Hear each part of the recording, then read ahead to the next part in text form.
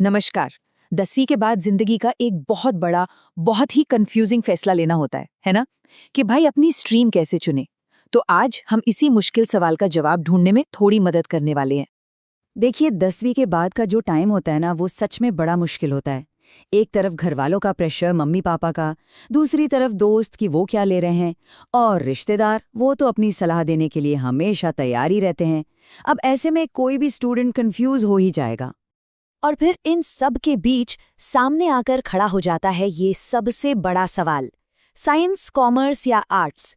ये एक ऐसा सवाल है जो लगभग हर स्टूडेंट को फेस करना पड़ता है और जो कहीं ना कहीं भविष्य की दिशा तय करता है। तो इस पूरी उलझन से बाहर निकलने के लिए ना, चलिए एक गोल्डन रूल से शुरू करते हैं।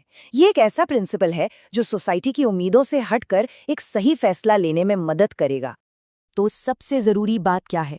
देखिए, स्ट्रीम का चुनाव सिर्फ दो चीजों पर होना चाहिए। पहला, इंटरेस्ट, और दूसरा, एबिलिटी, मतलब रुचि और क्षमता। इस पर बिल्कुल नहीं कि समाज क्या सोचेगा। ये सोचकर साइंस कभी मत लेना कि रे साइंस लेने वाले होशियार होते हैं। हर स्ट्रीम इंपॉर्टेंट है और हर स्ट्रीम की अपनी वैल्यू है। और ये एक बात हमेशा याद रखनी है। देखिए, लॉन्ग टर्म में जो सक्सेस है ना, वो किसी स्ट्रीम से नहीं मिलती, वो मिलती है स्किल से, कौशल से। रास्ता कोई भी चुने, उसमें बेस्ट बनना, बस वही असली गोल होना चाहिए। तो चलिए इस डिसीजन को थोड़ा और आसान बनाते हैं। अब हम बात करेंगे 5 पिलर्स की, 5 ऐसे स्तंभों की जो एक स्मार्ट और पर्सनल चॉइस करने के लिए एक सॉलिड फाउंडेशन देंगे। तो सबसे पहला और कह सकते हैं सबसे जरूरी पिलर है इंटरेस्ट। खुद से ये सवाल पूछना है, क्या कोई ऐसा सब्जेक्ट है जिसे पढ़ते हुए टाइम का पता ही नहीं चलता? क्योंकि जब सच्ची दिलचस्पी होती है ना, तो सीखना अपने आप आसान हो जाता है। अच्छा, अब इन रुचियों को स्ट्रीम से जोड़कर देखते हैं। मान लीजिए मैथ्स या बायोलॉजी में मजा आता है तो साइंस एक अच्छा ऑप्शन हो सकता है। अगर बिजनेस और अकाउंट्स में दिमाग लगता है तो कॉमर्स की तरफ सोच सकते हैं। और अगर हिस्ट्री, पॉलिटिक्स या साइकोलॉजी जैसे सब्जेक्ट्स अपनी तरफ खींचते हैं तो आर्ट्स का रास्ता बिल्कुल खुला है। ठीक है। दूसरा पिलर है पिछला एकेडमिक परफॉर्मेंस, मतलब अपने 9th और 10th के मार्क्स को जरा ईमानदारी से देखना। वो मार्क्स आपकी एकेडमिक ताकत और कमजोरी का एक बहुत अच्छा इंडिकेटर हो सकते हैं। जैसे उदाहरण के लिए, अगर मैथ्स में 90+ मार्क्स हैं और कॉन्सेप्ट्स भी एकदम क्लियर हैं, तो साइंस पीसीएम के बारे में सोचा जा सकता है। अगर बायोलॉजी अच्छी लगती है तो पीसीबी एक ऑप्शन है। और अगर थ्योरी वाले सब्जेक्ट्स जिसमें लिखना ज़्यादा होता है, वो आपकी ताकत है, तो आर्ट्स एक बहुत बढ़िया रास्ता हो सकता है। एक बात साफ है, कमज़ोर नींव पर एक मुश्किल स्ट्रीम चुन लेने से सिर्फ स्ट्रेस ही बढ़ता है। तीसरा पिलर जुड़ा है फ्यूचर गोल से। अगर दिमाग में कोई क्लियर करियर गोल है, जैसे कि डॉक्टर बनना है या इंजीनियर बनना है, तब तो स्ट्रीम का चुनाव अपने आप बहुत आसान हो जाता है। जैसा कि हम देख सकते हैं, ये बिल्कुल साफ है। डॉक्टर बनने के लिए पीसीबी और इंजीनियर के लिए पीसीएम लेना ही पड़ेगा। वैसे ही अगर सीए बनना है तो कॉमर्स सीधा रास्ता है। हाँ, ये बात भी है कि सिविल सर्विसेज या लॉ जैसे कुछ गोल्स ऐसे हैं जहां तक कई अलग-अलग रास्तों से भी पहुंचा जा सकता है। ओके, अब बात करते हैं चौथे पिलर की, लर्निंग स्टाइल, यानी सीखने का तरीका। हर स्ट्रीम ना सोचने और सीखने के एक अलग तरीके की मांग करती है, तो ये जानना जरूरी है कि अपना दिमाग काम कैसे करता है। अगर सोचने का तरीका प्रैक्टिकल और लॉजिकल है तो साइंस एक अच्छी फिट हो सकती है।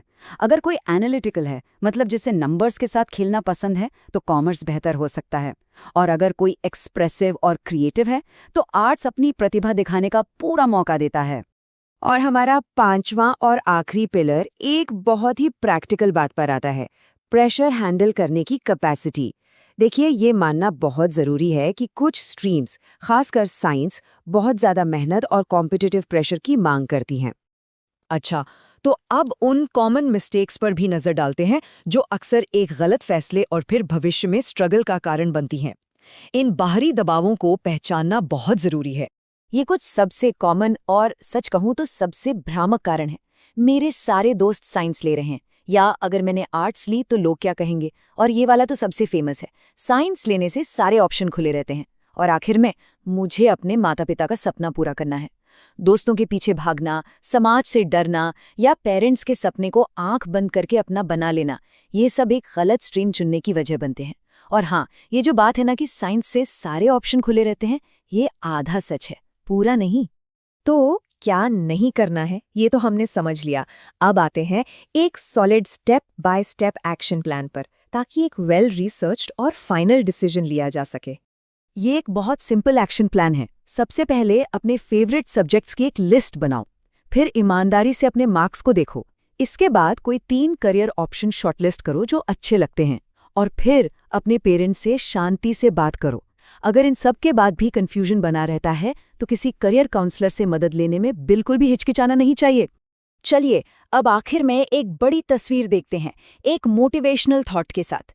ये समझना जरूरी है कि ये चुनाव किसी करियर जर्नी का एंड नहीं है, बल्कि ये बस एक इम्पॉर्टेंट स्टेप है।